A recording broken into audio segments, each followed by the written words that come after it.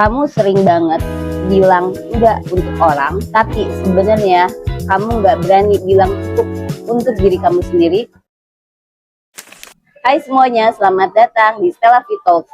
Seperti biasa, di sini aku mengajak kalian untuk ngobrolin tentang kehidupan kalian, lebih jujur tentang kehidupan kalian, lebih mengenal diri kalian. Mungkinkah kalian ini adalah jiwa yang sensitif?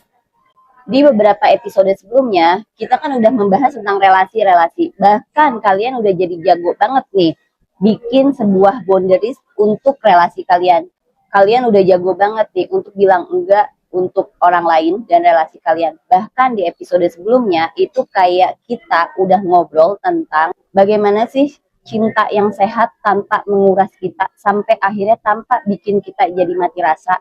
Kalau kalian belum nonton, coba kalian tonton, karena di episode kali ini kita bukan ngomongin orang lain, bukan ngomongin relasi lagi, tapi lebih kayak kita akan ngomongin tentang diri kita. Aku membahas topik kali ini itu karena sebenarnya aku sering melihat, bahkan bukan sering melihat aja, tapi aku aja itu sering di fase yang dimana kita ini udah jago banget nih bilang enggak untuk orang lain, kita ini udah hebat banget nih untuk set boundaries untuk relasi, tapi kita ini malah jadi kayak sering over untuk diri kita sendiri. Kita kayak susah banget untuk ngomong enggak untuk diri kita sendiri. Jadi kayak misalnya kita ini malah jadi lebih sering kalau misalnya kita udah set boundaries untuk orang, tapi kok kenapa ya jadi masih ada burnout-nya. Tapi kok kenapa ya di kerjaan, di kuliah, atau rutinitas kita tuh kayak kok jadi over ya. Inilah yang akan kita bahas di episode kali ini. Dari beberapa episode kita udah ngomongin tentang relasi.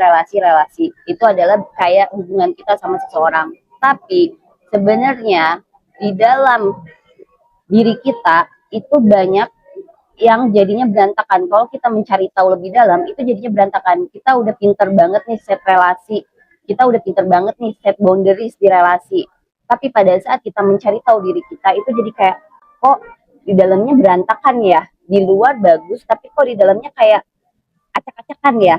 Jadinya itu kayak kita tuh pintar nggak menyakiti orang, tapi kita menghancurkan diri kita sendiri. Nah, kalian suka sering merasakan seperti itu nggak? Atau kalian juga kayak bingung, kenapa sih sampai kayak gitu? Kok jadi kayak malah jadinya ada pola yang dimana kok kita pintar banget tidak menyakiti orang, kita juga pintar untuk kita tidak menyakiti hubungan, tapi kok pas aku cari tahu dalam kok acak-acakan semua ya. Nah, untuk episode kali ini, karena ini sebenarnya kita nggak akan bahas relasi lagi, mungkin ini akan lebih mudah kita pahami. Jadi aku akan mengajak Kiara lagi untuk menceritakan pengalamannya dia setelah dia pinter nih mengatakan enggak buat orang, dia pinter nih udah set boundariesnya buat orang, tapi setelah dia pinter kepada orang, bagaimanakah keadaan dia sendiri dan bagaimanakah dirinya dia sendiri. Mari kita dengarkan cerita dari Kiara. Hai semuanya, balik lagi sama aku. Nah, gimana nih tadi udah ngedenger penjelasan Kak Lavi? Nah, sekarang aku mau cerita tentang pengalaman aku sendiri. Jadi, seperti yang tadi Kak Lavi bilang ya, kayak kita tuh bisa ngelakuin sesuatu itu karena sebenarnya karena kita ngerasa punya tanggung jawab aja. Sebenarnya tuh diri kita tuh udah drained banget. Nah, aku sebagai mahasiswa, aku tuh sering banget ngerasain kayak gitu di saat aku misalnya punya tugas banyak banget dari kampus, terus aku juga jadwalnya kayak sangat padat dan segala macam, tapi aku tetap ngelakuin tugas-tugas itu dengan capek-capean itu sampai mungkin sampai sakit segala macam. Nah, itu tuh sebenarnya bukan karena atas dasar kita yang mau juga, tapi karena kita ngerasa tuh punya tanggung jawab yang besar terhadap tugas-tugas tersebut. Nah, tapi hal itu tuh sebenarnya nggak berdampak bagus juga ke badan aku juga, karena sebenarnya tubuh kita tuh udah ngasih sinyal kayak kita tuh capek, kita tuh udah drained banget, tapi tetap dikerjain karena ada ngerasa punya tanggung jawab lebih terhadap tugas-tugas itu. Nah, untuk itu kita coba tanyain ke Kak Lavi ya, kira-kira polanya kayak gimana sih Kak? Nah, gimana dengar ceritanya Kiara? Kalian pasti sering banget mengalami itu. Aku udah gak akan nanya lagi. Ini udah pasti banget. Karena kita kayak melakukan suatu kegiatan karena tanggung jawab kita sampai akhirnya kita banyak melupakan tentang diri kita. Jadi sebenarnya sebelum aku menyampaikan informasinya, aku tuh cuma mau bilang sama kalian kalau misalnya kayak boundaries itu bukan hanya soal relasi, tapi boundaries itu dibutuhkan untuk diri kita juga. Nah, dari ceritanya Kera, atau mungkin itu adalah cerita kalian, mungkin karena Kera masih kuliah, jadi Kera bilang tentang ceritanya pada saat dia di kampus nih. Tapi buat teman-teman atau buat kalian yang memang sebenarnya udah di pekerjaan, kalian udah ada yang suka ngerasain gitu juga nggak?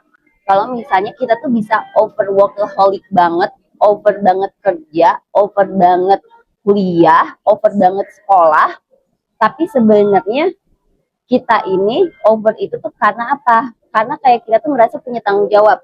Secara pemikiran kita bagus karena kita menjalani tanggung jawab itu. Tapi sebenarnya kalau secara metode jiwa ada pola yang membentuk kita menjadi seperti itu. Pola ini muncul kepada orang-orang yang biasa hidup merasa berharga saat dia berguna untuk suatu kejadian. Bukan ngomongin orang lain lagi, tapi untuk suatu kejadian yang dimana dia akan merasa berguna kalau misalnya dia menyelesaikan semua tugasnya. Dia merasa berguna kalau dia menyelesaikan misinya. Jadi orang-orang ini biasanya dengan pola seperti itu, mereka pintar banget nih bikin set boundaries atau bikin boundaries untuk relasi atau berhubungan sama orang. Tapi mereka suka lupa, mereka tidak membuat boundaries untuk diri mereka. Kenapa? Karena mereka itu merasa kayak berharga kalau mereka berguna. Jadi akhirnya pola itu membuat mereka jadi kayak sia-sia kalau misalnya mereka nggak ngapa-ngapain. Padahal sebenarnya dari yang akhirnya aku pahami, ternyata set boundaries itu bukan hanya tentang relasi loh. Ternyata set boundaries itu bisa juga kayak untuk energi kita, untuk waktu kita, untuk keadaan kita. Itu juga dibutuhkan. Kenapa kayak gitu? Karena kadang-kadang pemikiran kita itu kalau kita men-set boundaries untuk waktu, untuk kehidupan, untuk kegiatan, itu tuh kayak jadi kita mikirnya kayaknya aku malas deh, kayaknya aku orang nggak bertanggung jawab deh. Padahal sebenarnya kalau kita men-set boundaries itu tuh bukan berarti kita malas, bukan berarti kita juga jadi nggak bertanggung jawab.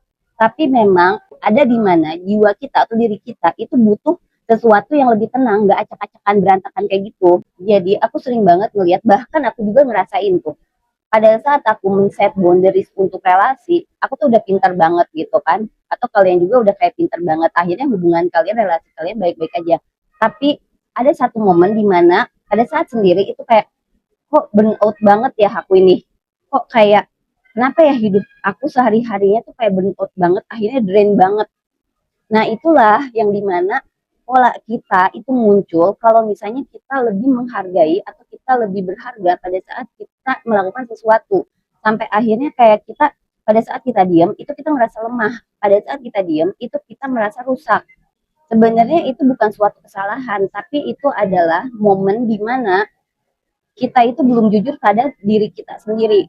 Kita berani jujur tentang orang lain, tapi kita susah untuk jujur pada diri kita sendiri. Dan seperti biasa, ini akan ada pembeda bagi kalian yang memang terlahir dengan jiwa sensitif. Yang dimana kalian itu kan bisa merasakan energi ya. Kalian itu bisa merasakan atau membaca keadaan, vibes, dan energi, dan lain-lain. Dan buat jiwa-jiwa sensitif, waktu itu bukan cuma sebatas jam. Tapi waktu itu sebagai medan energi. Jadi kalau buat jiwa-jiwa sensitif, sering banget ngerasain kayak capek itu bukan hanya masalah kerjaan, capek itu bukan hanya karena masalah kekurangan waktu dalam beraktivitas. Tapi sering banget itu kalian itu merasakan capek itu karena medan energi. Yang dimana medan energi itu adalah kayak kita merasakan emosi sekitar. Jadi kita banyak banget ngerasain atau kita banyak banget mengeluarkan energi kita untuk kita beraktivitas dengan sebuah medan energi atau sebuah emosi yang terjadi di suatu lingkungan. Jadi kita pun harus kayak lebih bisa memilah nih untuk orang-orang yang berjiwa sensitif gitu. Karena kalian bisa merasakan energi, bisa merasakan emosi sekitar. Kalau aku bilang kalian tuh kayak harus bisa memilah nih. Kita ini capek karena banyak kerjaan atau banyak aktivitas, atau sebenarnya kita ini capek karena banyak banget menyerap emosi atau medan energi sekitar.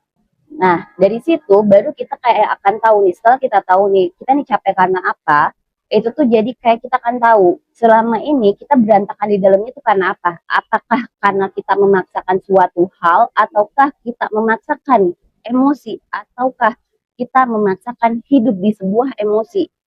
Nah, sampai akhirnya, kalau kita bisa memilah itu, kadang-kadang jadi suka muncul gini nih, kayak pemikirannya tuh kayak